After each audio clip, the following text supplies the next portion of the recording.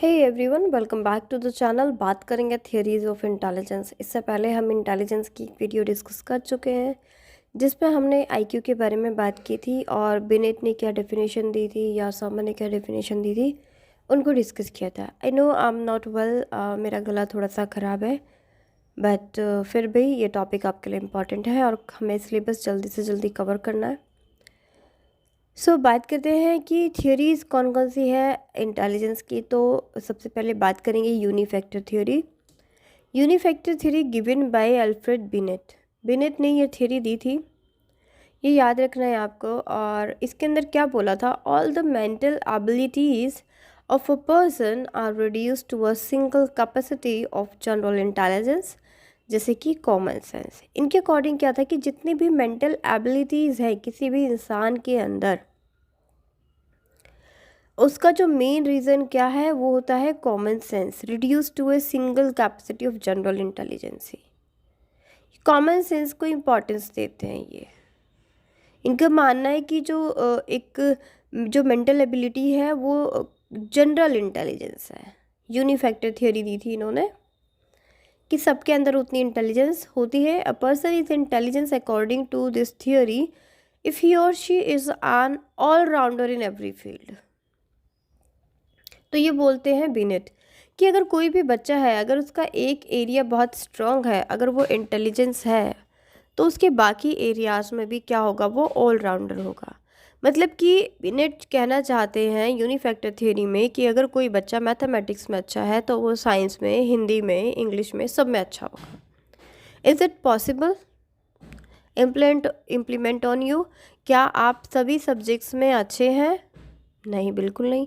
क्या मैं सभी सब्जेक्ट्स में अच्छी हूँ? नहीं, बिल्कुल नहीं। हो सकता है मेरा इंग्लिश और साइकोलॉजी बहुत अच्छा है, लेकिन हो सकता है मेरा जीएस अच्छा ना हो, या मुझे हिस्ट्री में इंटरेस्ट ना आता हो। तो ये जो थ्योरी थी इसको क्रिटिसाइज़ इसीलिए किया गया सबसे ज़्यादा, क्योंकि इसमें ये बोला था कि अगर कोई भी स्टूडेंट, कोई भी बच्चा, कोई भी इंसान, अगर उसकी जो इंटेलिजेंस है एक फील्ड में है तो बाकी फील्ड में भी अच्छा होता है, ऑलराउंडर होता है हर एक फील्ड में। But this theory has criticized by many authors. Why? This is the because of reason, क्योंकि सभी इंसान एक दूसरे से अलग होता है। ज़रूरी नहीं है कि सभी इंसान में सारी खूबियाँ हों।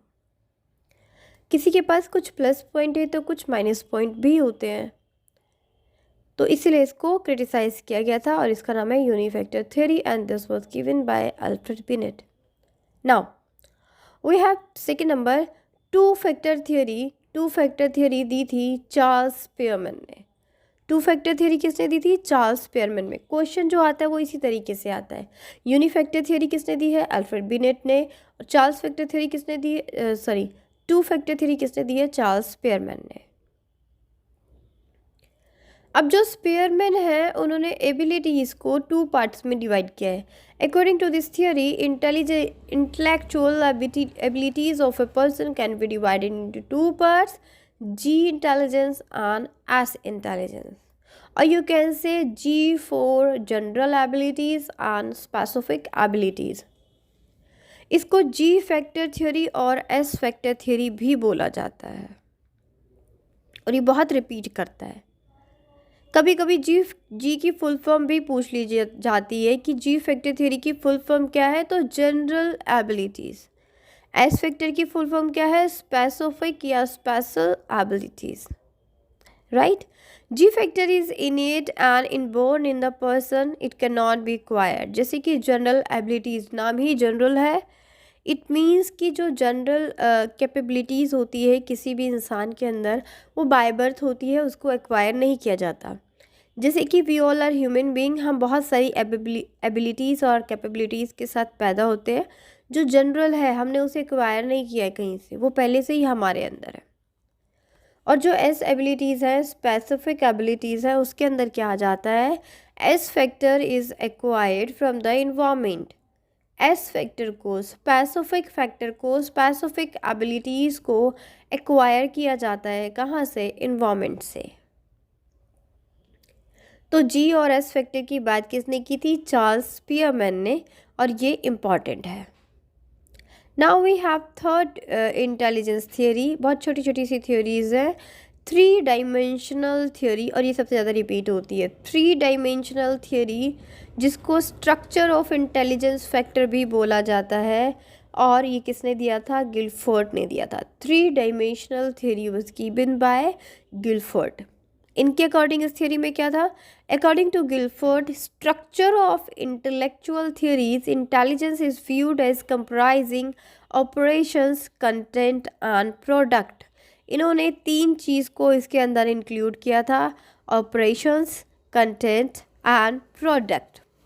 उसके बाद इन्होंने इन तीनों को भी फर्दर कैटेगरीज में डिवाइड किया था, जैसे कि ऑपरेशन को 6 पार्ट्स में डिवाइड किया था, cognition, memory, memory recording, memory retention, divergent production, convergent production और इवैल्यूएशन। तो ये जो ऑपरेशंस है इसके अंदर ये सारी चीज़ें इन्होंने इंक्लूड की थी। इनके नाम याद रखने हैं। प्रोडक्ट में क्या क्या चीज़ें थी? प्रोडक्ट में था units, classes, relations, system, transformation and implication. तो प्रोडक्ट में भी कितने पार्ट्स थे? 6 पार्ट्स थे। और ऑपरेशन में भी कितने थे? 6 पार्ट थे। अब बात आती है कंटेंट की। कंटेंट कैसा हो? कंटेंट में इन्होंने डिवाइड किया था 5 पार्ट्स में, visual, auditory, symbolic, semantic and behavioural. तो अब देखिए टोटल कितना हो गया? 6 × 6 × 5, तो कर लीजिए 180 बनते हैं। तो कभी कभी ये भी पूछा जाता है कि क्योंकि इससे पहले 180 फैक्टर्स किसी के भी नहीं आए हैं, तो गिलफोर्ड की जो थ्योरी थी थ्री डायमेंशनल थ्योरी, इसमें कितने फैक्टर्स हैं? सो 180 फैक्टर्स आर देयर। कितने फैक्टर्स हैं? 180 फैक्टर्स आर देयर। सबसे ज़्यादा इम्पॉर्टेंट है गिलफोर्ड। 2 डायमेंशनल और जो 3 डायमेंशनल है ये इम्पॉर्टेंट है, क्योंकि गिलफोर्ड ने इसको अलग अलग पार्ट्स में, अलग अलग कैटेगरीज में डिवाइड किया है। अब बात करते हैं कि ग्रुप फैक्टर थ्योरी क्या होती है। ग्रुप फैक्टर थ्योरी आपकी है 4th नंबर पे, and this is given by Thurston. Group factor theory किसने दी है? थर्स्टन ने दिया। अच्छा, मैं आपको एक बात बताना भूल गई। अभी इससे पहले जो हमने 3 डायमेंशनल में किया था, एग्जाम में क्वेश्चन कैसे आता है? कभी कभी तो आता है कि कितने फैक्टर्स दिए थे, तो 180 फैक्टर्स दिए थे। 3 डायमेंशनल थ्योरी किसने दी है? तो वो दी है गिलफोर्ड ने। अब क्वेश्चन कैसे आएगा? आपको इसके अंदर 3 पार्ट्स में डिवाइड किया हुआ है इन्होंने अपनी थ्योरीज को। किस किस में डिवाइड किया हुआ है? Operation, content and product. तो आपको सपोज करो उसको ऑपरेशन से क्वेश्चन बनाना है, तो डाइवर्जेंट प्रोडक्ट दे दिया, कन्वर्जेंट प्रोडक्ट दे दिया, इवैल्यूएशन दे दिया और क्लासेस दे दिया। अब आपसे पूछेगा इसमें से कौन सा ऑपरेशन के अंदर नहीं आता, तो क्लासेस नहीं आती है। क्लासेस किसके अंदर आता है? प्रोडक्ट के अंदर। तो इसीलिए आपको ऑपरेशंस के अंदर 6 क्या क्या आते हैं, कंटेंट के अंदर 5 चीज़ें क्या क्या आती हैं, और प्रोडक्ट के अंदर 6 चीज़ें क्या क्या आती हैं। ये आपको ध्यान रखना है, ये आपको याद होना चाहिए। इस तरीके से अब देखिए एग्ज़ाम पैटर्न ना बहुत आसान नहीं है, ऑप्शंस के थ्रू उसको टफ बनाया जाता है।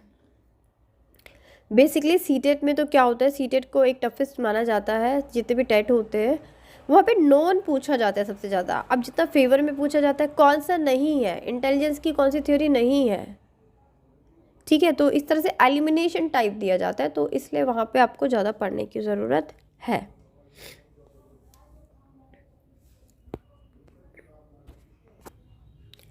Next one is group factor theory. Group factor theory given by Thurstone, जैसे मैंने आपसे के साथ डिस्कस किया। He introduce the primary mental abilities.